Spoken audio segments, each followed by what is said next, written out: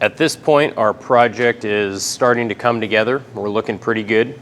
Our lower lateral connector is only connected by one screw, which allows us to pivot this piece around.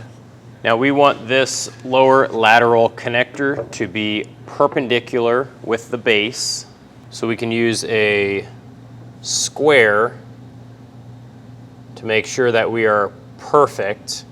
If we are not perfectly square, we can always rotate this lower lateral connector.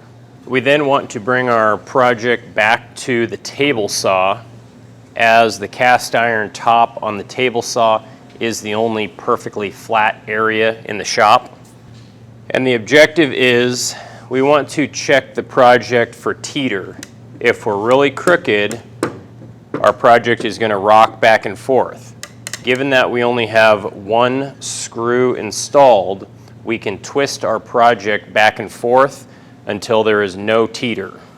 And with that lower lateral connector perpendicular to the bottom of the project and no teeter from the sides, we can drill our second hole location on both sides of our project.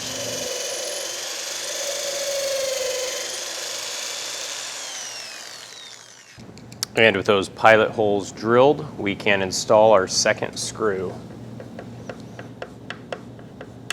and gently lock that down with the impact driver.